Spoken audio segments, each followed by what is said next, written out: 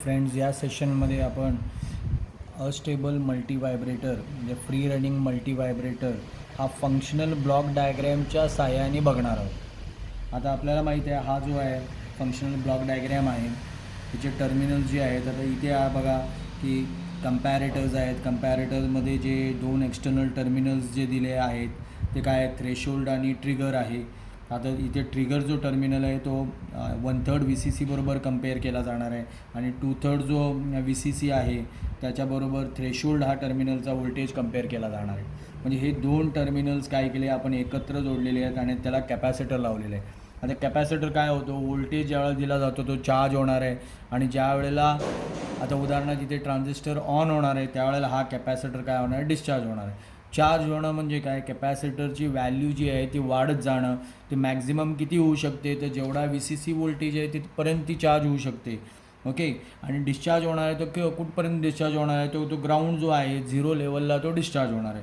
म्हणजे इथे जो व्होल्टेज आहे चार्जिंग VCCपर्यंत आणि डिस्चार्जिंग जे 0 आहे ती व्होल्टेज जी आहे थ्रेशोल्ड आणि ट्रिगरला दिला जाणार आहे आणि ते जे व्होल्टेज आहे 1/3 आणि 2/3 VCC बरोबर कंपेअर केलं जाणार आहे आणि त्यानुसार या कम्पॅरेटरचं आउटपुट आपल्याला मिळणार आहे 0 किंवा 1, म्हणजे सेट किंवा रिसेट होणार आहे. आणि जर सेट झाला तर हा ट्रान्झिस्टर ऑन होणार आहे आणि ऑन झाला तर हा कॅपॅसिटर त्याच्यामधून डिस्चार्ज होणार आहे. आणि जर हा ट्रान्झिस्टर ऑफ असेल म्हणजे रिसेट असेल, Q0 असेल तर ट्रान्झिस्टर ऑफ असणार आहे आणि हा कॅपॅसिटर चार्ज होणार आहे.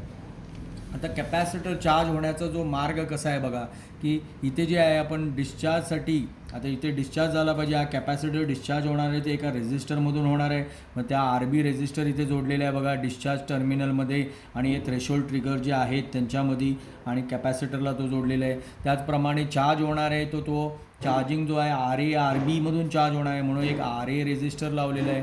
आता इथे आपण बघूया की कॅपॅसिटर जो आहे तो चार्ज होतो ह्या RA-RBमधून. ओके. आणि त्याचा व्होल्टेज जो आहे तो बिल्डअप होत जाणार आहे.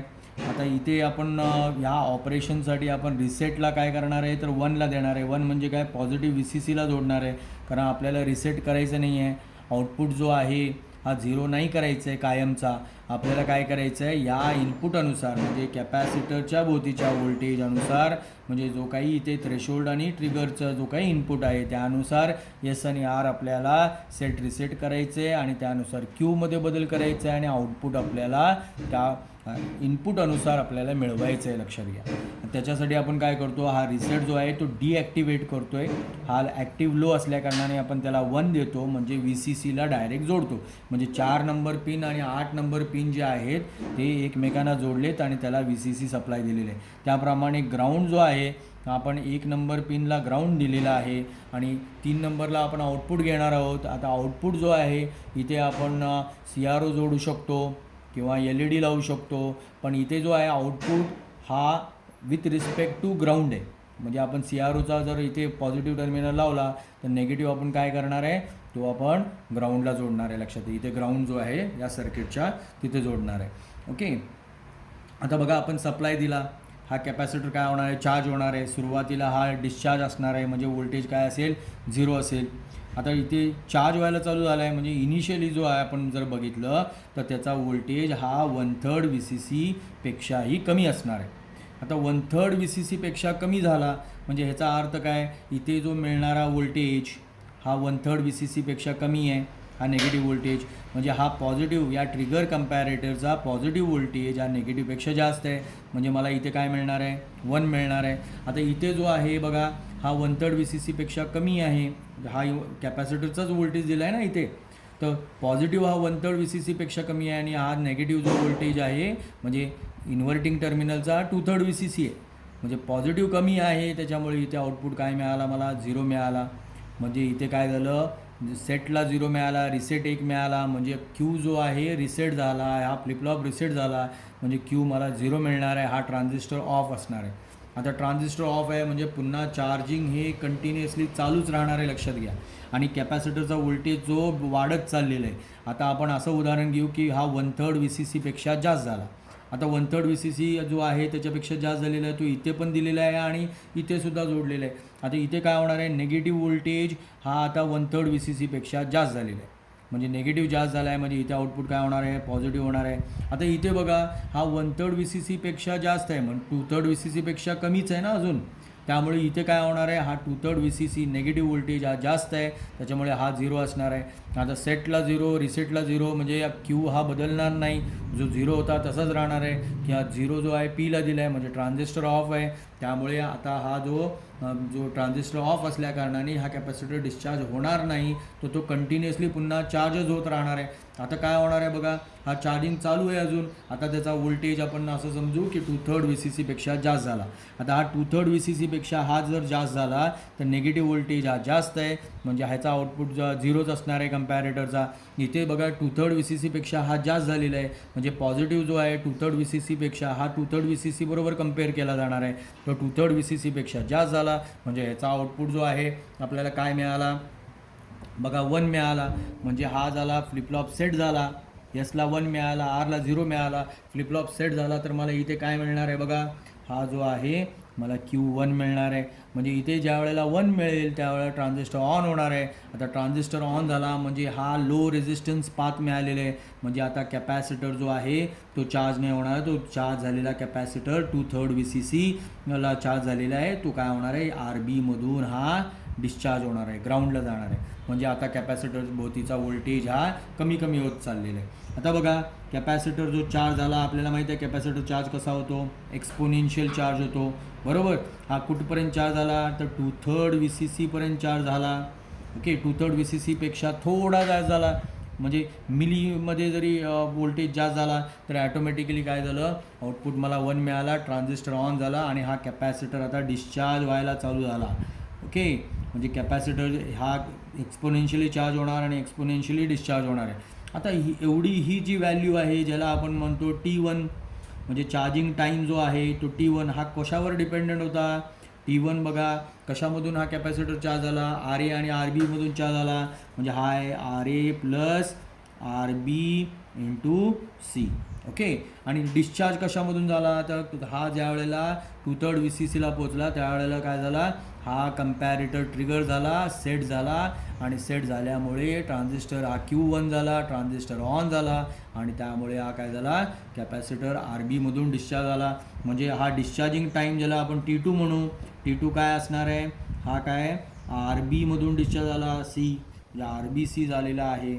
ओके, म्हणजे टोटल टाईम हा T1 प्लस T2 आहे, म्हणजे टोटल टाईम जो आहे T आपल्याला काय मिळणार आहे, तो T1 प्लस T2 म्हणजे काय होईल सांगा बघूया, RA plus 2RB into C हा टोटल टाईम असणार आहे. आणि फ्रिक्वेन्सी काय आहे मग, तर F बरोबर 1/T.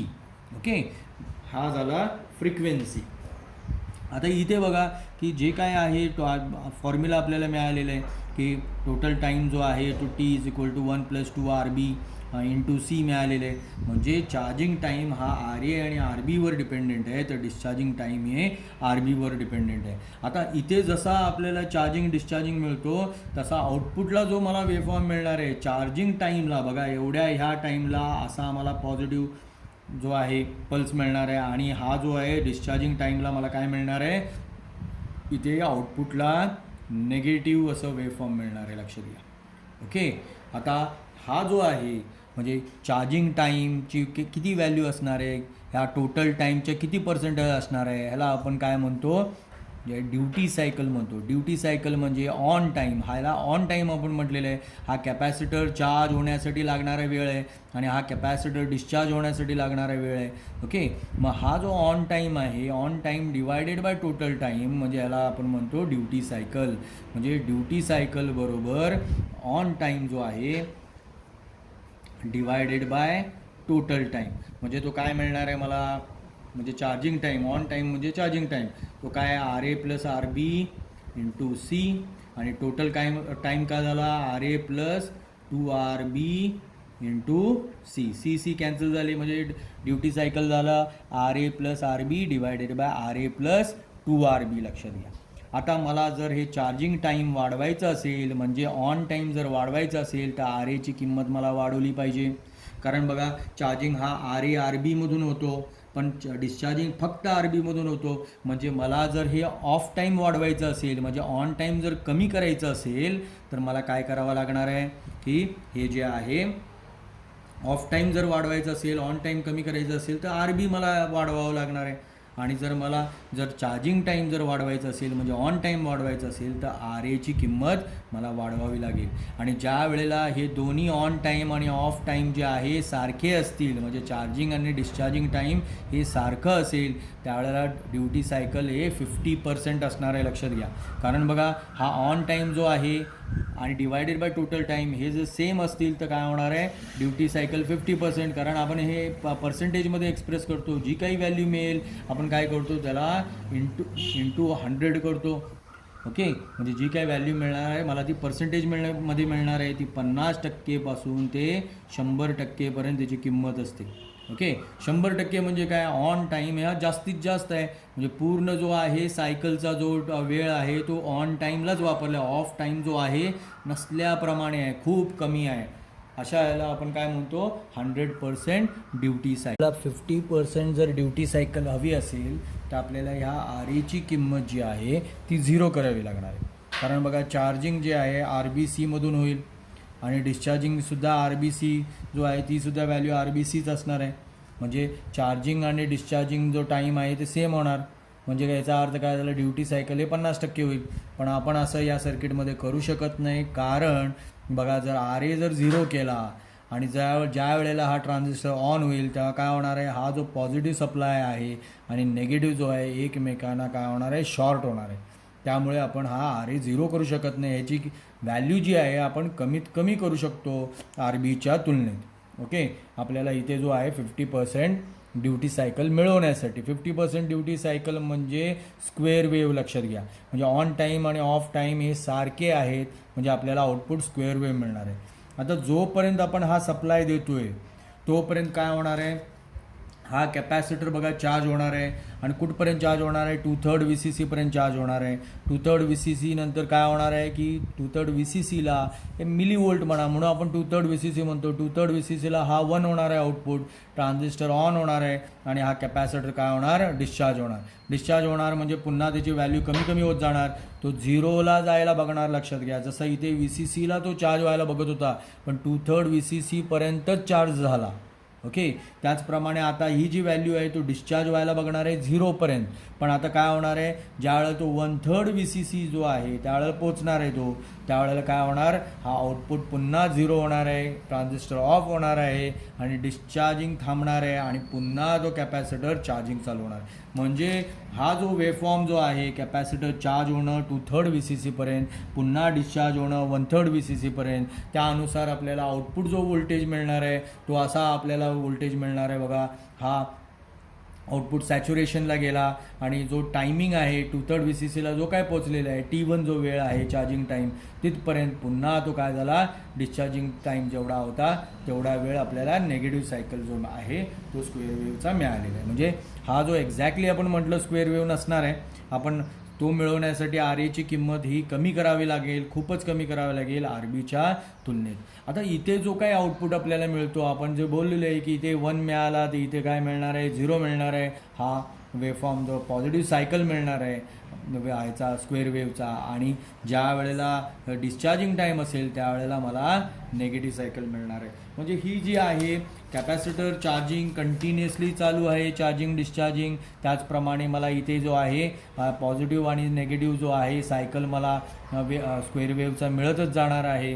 ओके, आउटपुट म्हणजे याला आपण काय म्हणतो, स्क्वेअर वेव्ह जनरेटरसुद्धा म्हणू शकतो, लक्षात घ्या. आता इथे हे असं का घडलं आहे की 2/3 VCC पर्यंत आणि 1/3, कारण आपण जे दोन्ही कंपॅरेटर जे बघा त्याला काय केलं, थ्रेशोल्ड आणि ट्रिगर जे पिन आपण ह्या कॅपॅसिटरला लावला आणि कॅपॅसिटर ऑटोमॅटिकली ज्या वेळेला म्हणजे हा कंपॅरेटर हे करणार आहे की कॅपॅसिटर कुठपर्यंत चार्ज झालं, 2/3 आणि 1/3 VCC पर्यंत जो चार्जिंग डिस्चार्जिंग जी क्रिया घडणार आहे, ओके, त्यानुसार काय होणार आहे, हे ऑटोमॅटिक ऑपरेशन आहे.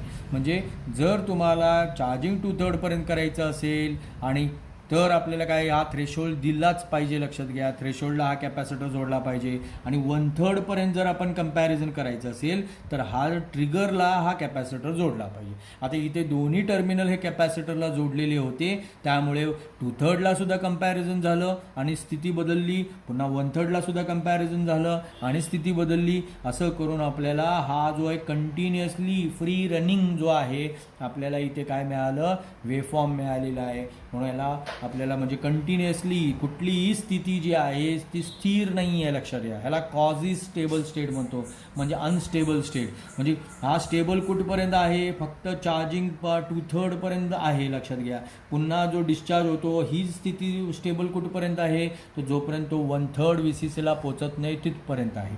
ओके, म्हणजे कुठल्याच स्टेटला हा जो आहे मल्टीव्हायब्रेटर स्टेबल राहत नाही. दोन्ही जे स्टेट आहे त्याचे म्हणजे हा जो पॉझिटिव्ह जो स्टेट आहे आणि नेगेटिव्ह जो आहे, हे दोन्ही स्टेट जे आहेत ते कॉझी स्टेबल आहेत, म्हणजे टेम्पररी आहेत. आणि ज्यांची जी व्हॅल्यू आहे ती कशावर डिपेंडेंट आहे, तर चार्जिंग टाईम आणि डिस्चार्जिंग टाईम. म्हणजे या चार्जिंग जो आहे RA-RB मधून C होतो, म्हणून RA-RB आणि Cच्या व्हॅल्यूवर डिपेंडेंट आहे.